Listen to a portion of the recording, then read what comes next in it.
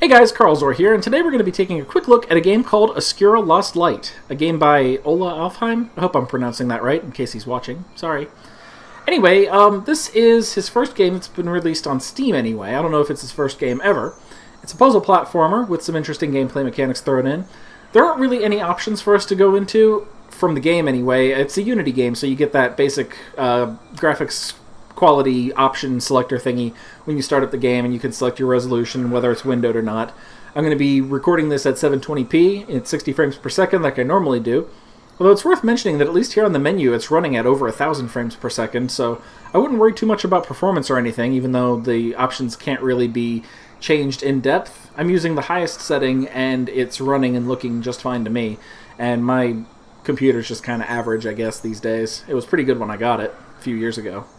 Anyway, so since there's none of that to go into and ramble about, I'm just going to go ahead and hit map, because play brings you back into the last level that you haven't finished yet, which for me is the third level, and I actually would prefer to start on the second level for demonstration purposes. But this leads to one of the small problems that I have with this game, and that is that the controls on the controller, I'm using an Xbox 360 controller for this, they don't seem to work everywhere in the game. They work in the gameplay and they work on the main menu, but even though it says I can press left or right and left trigger and right trigger to do stuff on this screen, if you notice on the bottom of the screen there, none of that does anything here.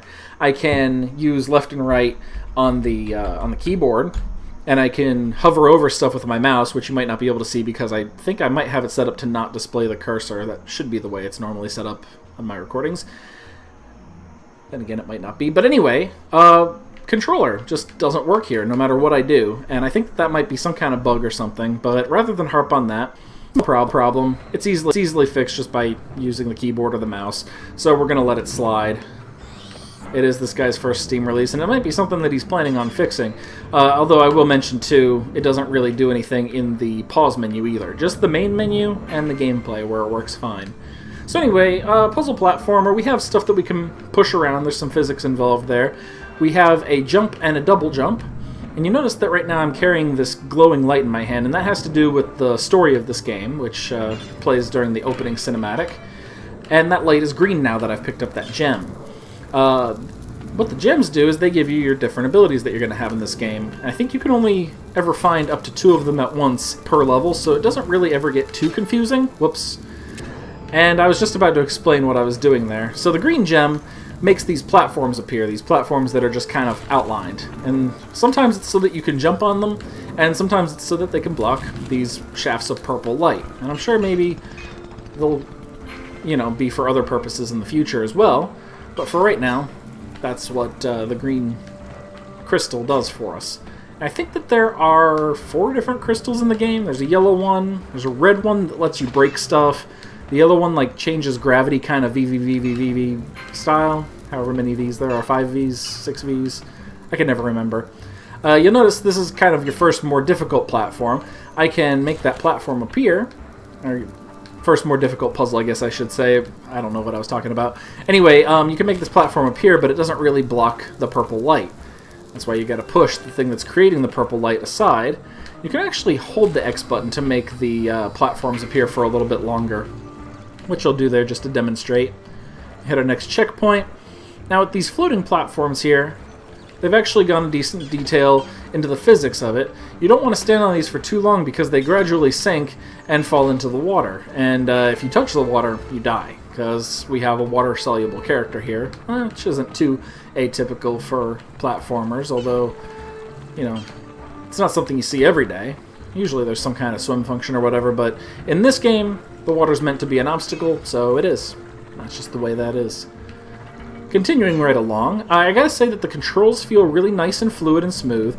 Every once in a while, and this seems to be a Unity thing in general for side-scrollers, I seem to get hung up on... Oh yeah, I forgot. Avoid. Yeah, stay away from me. I've never died to that before. I've played this level a couple of times just to make sure I was familiarized with it. I'm distracted too much by my talking. That's certainly what's going on here. Anyway, what I was saying, side-scrolling platformers, or even 3D games with some platforming in them, on Unity, for some reason, I run into this problem of getting hung up on edges occasionally, and it's like you can't quite force yourself up over them. And that might just be bad gaming on my part, but I think I've seen in a few other cases where that's happened to other people. There's another platforming glitch that happens occasionally in Unity games where if you hit the edge of the platform just right, like kind of glance off the corner of it while you're on your upward trajectory.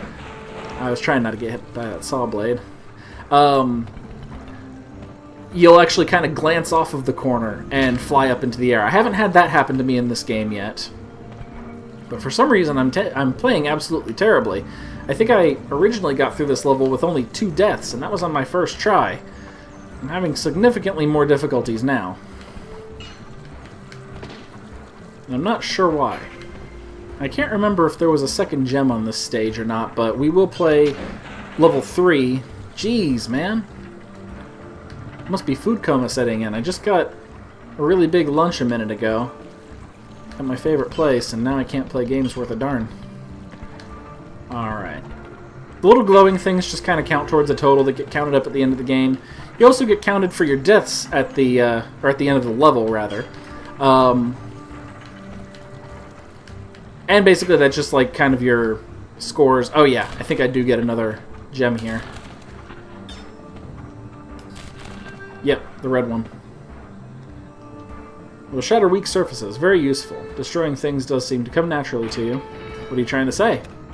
Okay, so now sorry, can't talk today. Now that we have 2 gems, we can switch between them with the trigger buttons or the shoulder buttons on the controller, and I'm sure that it'll tell you what the controls for that are if you're playing with a keyboard, which I think would be absolutely fine for this game. But we use the same button, the X button, to activate the power of the crystal, except in this case, instead of making platforms appear, it makes walls and stuff break. One thing... Oh, or you can hit the Y button to switch between powers, apparently. I guess, yeah, if you're playing with a keyboard and mouse, I think it tells you... I think it switches the inputs that it's telling you on the fly. So, like, if I'm hitting... Hold on. Make that message disappear, please. Please? Ah, yeah. There we go. Press Shift to swap between powers. That's what it would be on the keyboard. Anyway. Takes a few seconds to adjust, but it will tell you the keys for whichever command method you are currently using, whichever input method you're currently using. So we want to switch back to this power for a second so that we can take advantage of that platform. There's a switch here that'll drop a box down for us, and you'll see why that's important in just a moment. You might try to take the low route first when you play, and that would be perfectly okay, because then when you get to this point, you'd see you can't go any further, and you'd have to backtrack. Just a little bit. It's not very far, just enough to make it a little bit of a puzzle. Make you feel proud of yourself for figuring something out. Another checkpoint. Oh! Sometimes, and this is a small problem that I have, but it hasn't really been like a huge downer so far, it just kind of means that you have to learn the levels. Death will come out of seemingly unexpected places occasionally. Like that saw blade, when I first walked up to this area, it was off screen and then it suddenly came flying at me. This thing, I've played this level before, it was yesterday, but I completely forgot that it was there. I didn't even notice it the first time. I obviously didn't notice it this time either. It means you have to learn the levels a little bit, otherwise you are going to take a couple of deaths, but it's not the end of the world. Nope. Why?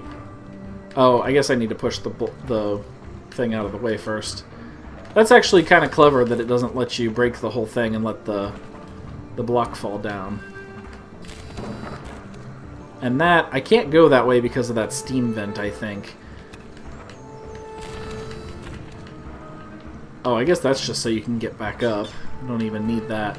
Okay, so we're going to have to do something like that to get that block down. And then, just to be sure, we're going to jump away from that. Alright. Definitely need to get that thing out of the way.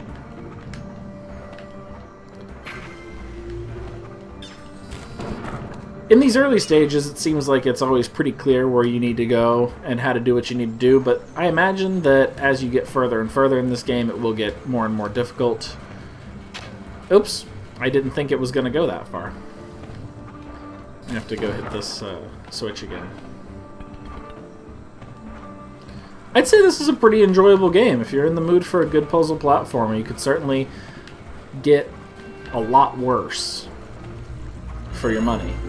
I think this only costs like $9.99 normally, and at the time of making this video, it's actually still on its initial like 10-20% off sale or whatever, so you can pick this up for like $8 currently, or $10, $9.99 US when the price goes back up to normal. So now we're on third stage, and Ghost Guy is telling us that we can use the yellow gem to reverse gravity. Kind of like VVVVV. Except in this case, you don't want to hold it too long because you will use up all of your power up in the top left. That's something I haven't really mentioned yet. And, yeah, you definitely want to be careful with how long you hold this power down for. You can kind of just float through the air with this one, too. You can just kind of... Oops, I messed up that time, but... You can just kind of push it intermittently and float around, which is kind of nice.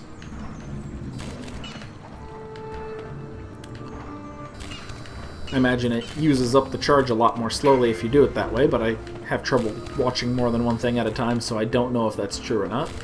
Oh, didn't quite restore all the way. Gotta wait for that bar to go all the way back up before it refills. I'm sure that's used in later jumping puzzles and stuff to make... Oh, took another death there.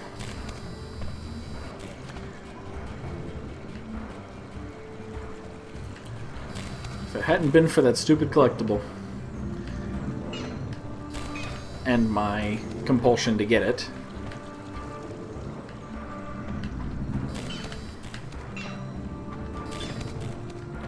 So, I mean, at this point, I'm pretty much just playing the game. I've explained pretty much all there is to explain, except for the fact that there are other gems that do other things, I think. The three that you've seen in this video are the only three that I've run into so far, but I think there's supposed to be 4.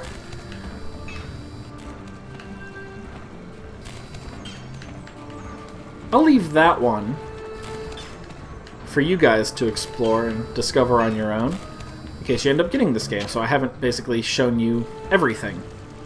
And yeah, there's no lives or penalty for dying or anything, except for the fact that it will count up a higher number of deaths at the end of the stage, and then you won't get the little marker on your level select screen saying that you did 100% of everything.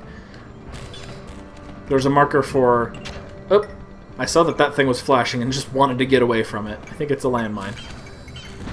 Yes, it is.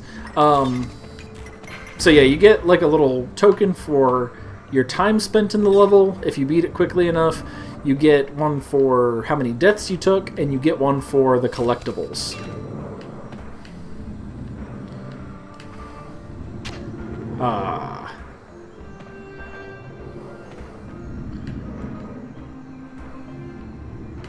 If you're good, you can get all of them, but I'm not good, so... How do I get him to come out from underneath there? Do I have to make him charge, like, all the way over here? Come on. Get out of my way now. This is frustrating. Come on. Out of the way. There we go. I want to go back for that collectible. I'm not leaving without it.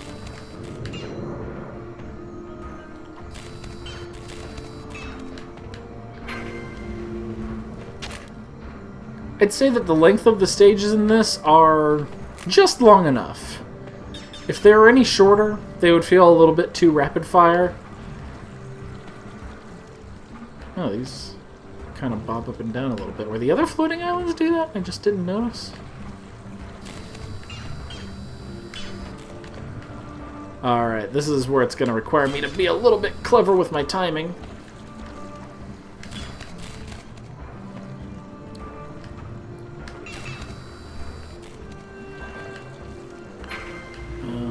But yeah, that recharge is definitely a good idea to keep you from abusing the game mechanics and stuff. It doesn't just let you have all of your power back, you know, like, just gradually comes back over time. It has to, like, take some time to fill up, and then when it's filled up, that's when you actually get that energy back. If you try to use it before that time is over, you don't get that energy back. You have to wait again. Darn collectibles leading me to getting so many deaths. This would be... Oh. The green light from that. Oopsie. Darn it. And then I forgot that those sprout up out of there. Those can be kind of hard to see, too. If I were to complain about some things in this game, that's what I would probably complain about. So just don't jump. Don't jump there, and I also gotta wait until it's going back. Otherwise, yeah. There we go. There we go.